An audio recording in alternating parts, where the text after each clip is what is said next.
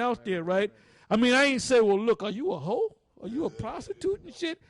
But you can see the way she's standing there and, acting like she's waiting for the bus and the bus stopped running 2 hours ago. That's a streetwalker, man. So as I saw it from a distance, I kind of shook my head and I kept going, man, I kept going, Now I could have said, well, you know what, man? Let me go get with this chick. She ain't with the dude no more, Let me just go see what she really got in store, Hey, but you know what? I ain't gonna do no shit like that, man. I ain't gonna do no shit like that. So, that's a lesson to grow by. That's right. That's another thing, and that's heavy. That you said that. You ain't supposed to do that shit either. Like if a brother's with a woman, and even if the brother break up with the woman, you go and deal with her. Well, the brother broke up with her. Nah, man, that's still off limits. Yeah, man. Any woman that has dealt with a brother, even if she ain't with the brother no more, or the brother ain't with her. If it's 30 years down the road, well, that was 30 years ago. If you know a brother dealt with a woman and they broke up 30 years ago, and you run into that woman, but you got to honor, even if that brother fell off. Yeah. You don't want to have nothing to do with that, man.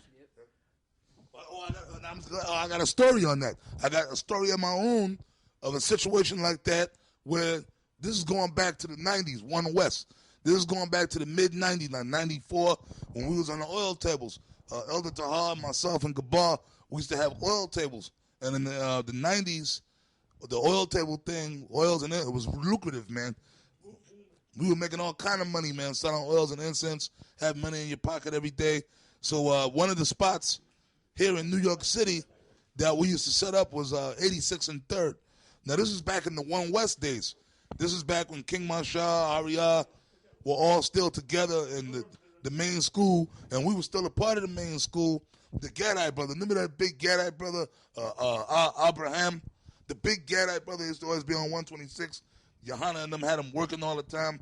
You remember him. He was always around the corner working and doing construction and stuff like that. Yeah, he used to come by the camp in Harlem when we used to speak. This big Gadite brother, I believe his name was Abraham. But anyways, back in One West, myself, him, we were all young brothers at that time. And me and the dude was real cool. We were like so-called friends in the truth. So pretty much, by this time, the brother had fell out the truth. He left the school. He wasn't in the school no more. He wasn't a member of the school. He kind of went back out in the world. And this woman came by the table. And at the time, I didn't have no woman, right? This woman came by the table, and she looked fine. I think she might have been a Gadite herself. High yellow-looking chick, thick, looked kind of fine.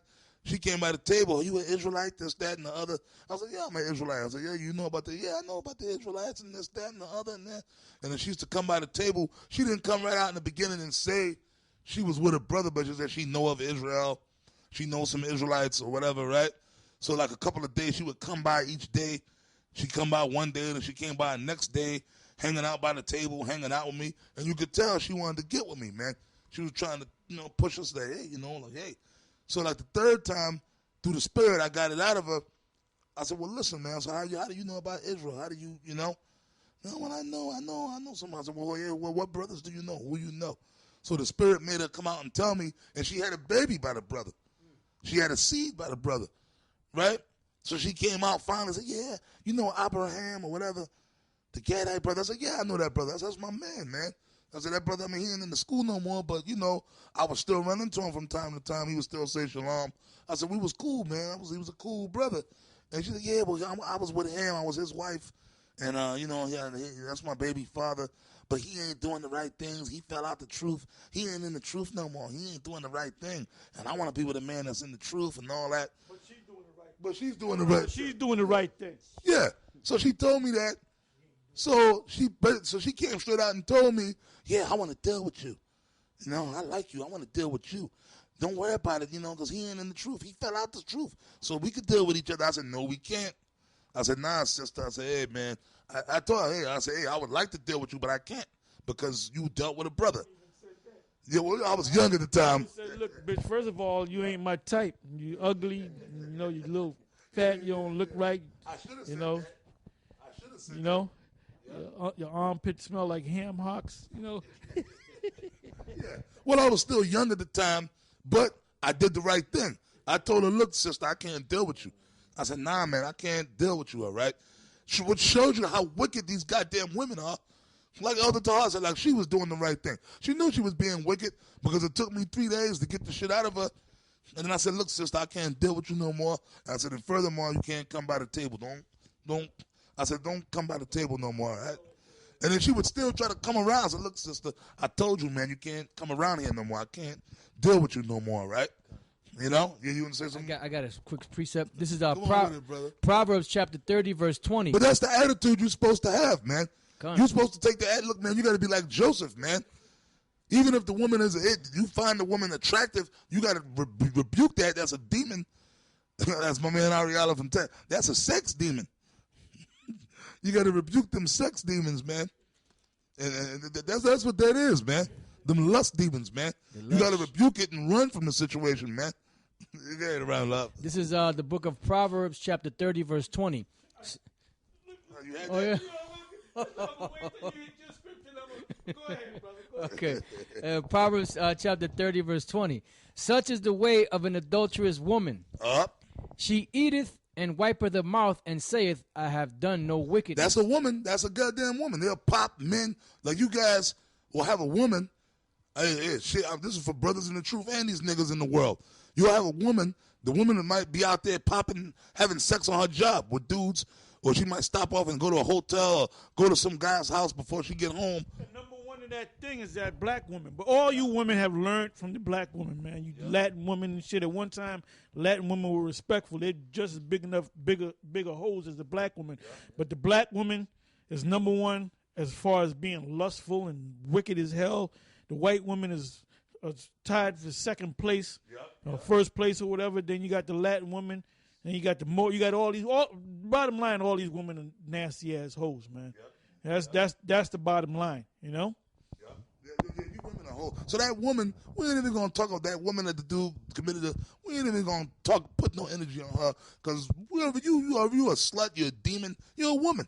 You can't help yourself. Yeah, and I'm gonna say this: if Floyd be watching us, Floyd Mayweather, you better leave that woman that you got, man. Miss Jackson is a damn hoe, man. While you was locked up, man, you think she was knitting sweaters and shit? Huh? She was getting it in, man. Yeah, man, there's a video I saw of her, man, and I'm getting mad at him like I didn't personally know the dude, man. Like if I had his number, I'll call him like, yo, what's up? Like, yo, Floyd, what the fuck you doing, man?